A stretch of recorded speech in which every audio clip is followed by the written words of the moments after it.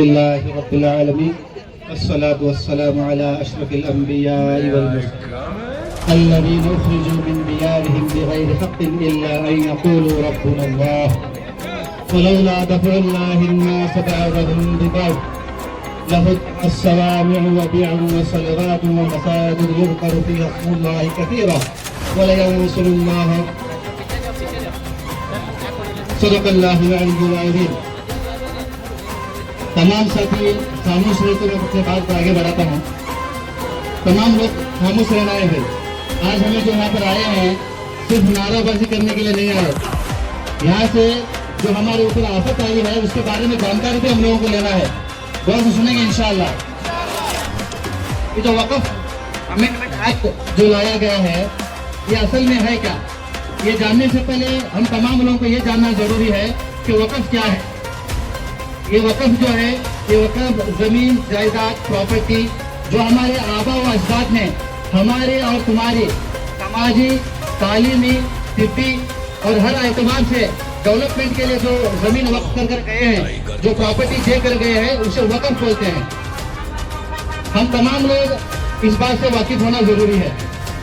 इसमें से सबसे पहला जो है ये टर्म बहुत यूज में आ रहा है, हम तमाम लोग सुन रहे हैं इसके बारे में, वो है वक्फ बाय यूजर। ये क्या है बोले तो इस्तेमाल जो करते आ रहे हैं उसके वजह से चंद प्रॉपर्टी हमारे पास वक्फ है। तो सबसे पहला समझना है वक्फ बाय यूजर क्या है। ये हिंदुस्तान जो मुल्क है, हिंदुस्तान के अंदर तमाम मजहब के लोग बसते हैं। तो हिंदुस्तान को तमाम मजहब के बादशाह ने हुकूमत की है। वो हिंदू बादशाह होंगे, वो मुसलमान बादशाह होंगे, वो मराठा बादशाह होंगे, तमाम बादशाहों ने इस मुल्क पर हुकूमत की है। तो ये वक़्फ़ बाय यूजर क्या है, वक़्फ़ बाय यूजर से और बादशाहों की हुकूमत से इसका क्या ताल्लुक है वो भी हम लोग देखना है। जिस वक्त इस मुल्क में हिंदू राजाओं की महाराजाओं की हुकूमत थी तो वो लोग भी मुसलमानों के लिए वक्फ जमीन को जो है दिया करते थे। क्यों बोले तो ये बादशाह मुसलमान होना या हिंदू होना ये इम्पोर्टेंट नहीं रहता। बादशाह जो है रहने वाले समाज के तमाम लोगों को एक साथ लेकर चलना ये इम्पोर्टेंट रहता है। तो बादशाह कोई भी मजहब का क्यों ना होता है, वो हर मजहब को लेकर चलता। इसी तरह ये वक़्फ़ प्रॉपर्टी में जो है हिंदू महाराजाओं ने भी हमारे लिए मस्जिदों के लिए, इबादत खानों के लिए, कब्रिस्तानों के लिए, ईदगाहों के लिए जमीन देकर हैं।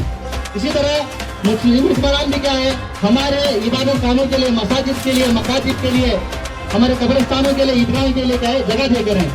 इसको जो है वक़्फ़ बाय यूजर बोलते हैं।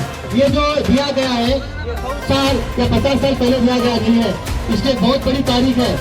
कोई प्रॉपर्टी की तारीख 1000 साल पुरानी है, किसी की 1200 साल पुरानी है, किसी की 500 साल पुरानी है। ये तमाम जो जायदादें हैं ये दोस्ती में दी गई जायदादें हैं कि मुसलमान लोग हैं इनको इबादत करने के लिए ये जायदाद दी जाती है। तो ऐसे जायदादों का क्या अब रिकॉर्ड मिलना पॉसिबल है? ये सिर्फ मैं जो बात कर रहा हूँ ये मुसलमानों के लिए ही बात नहीं कर रहा हूँ।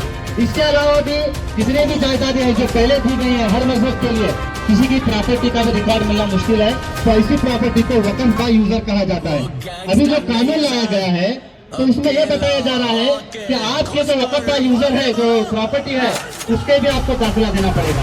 तो 500 साल, 1000 साल, 800 साल पुरानी जो हमारी प्रॉपर्टी है उसका हम दाखिला कहाँ से देंगे, ये हमारे लिए बहुत बड़ी चैलेंज है। तो हम लोग देखना है कि बहुत बड़े बड़े शाही मसाजिद है, शाही ईदगाहें हैं, शाही कब्रिस्तान है, दरगाहें हैं, ये तमाम चीज़ें वक़्फ़ बाय यूजर में आती है। तो उसको बचाने की हम तमाम लोगों को भरपूर कोशिश करना है। और इसी तरह ये वक़्फ़ बाय यूजर जो है सिर्फ ये मुसलमानों के लिए नहीं है। तमिलनाडु ये endowment act, Hindu endowment act, उसमें भी क्या है बोले तो एक टर्म है, क्या है बोलकर है, जो जायदाद किसी को यूज करने के लिए दी जाती है उसी की है बोलकर। ये गौर से सुनना है।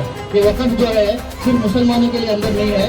तमिलनाडु हिंदू एंडोमेंट एक्ट है, इसके अंदर भी एक डेफिनेशन दी गई है। इनके अंदर में क्या दी गई है, जो भी चीज, जो भी प्रॉपर्टी किसी काम के लिए दी जाती है, दान की जाती है, तो उसका रिकॉर्ड रखना लेना जरूरी नहीं है, वो उसी के लिए हो जाती है बोलकर वो भी डेफिनेशन है। तो उसी के मुताबिक वक़्फ़ बाय यूजर की क्या है, बाय डिफॉल्ट मुसलमानों का है। ये चीज हमें ध्यान में रखना बहुत जरूरी है। इसी तरह आगे चलकर अभी आने वाले दिनों में जो भी अपनी जायदाद को वक़्फ़ कर रहा वो बाय प्रैक्टिस 5 साल से मुसलमान होना बोलकर क्या है उसके अंदर एक क्लॉज डालकर है। मैं इसी पर अभी आपको बताया, ये हमारा इलाका ऐसा है हिंदुस्तान का, यहाँ पर एक दूसरे में मिलाप बहुत है, हर मज़हब वाले मिलकर रहती।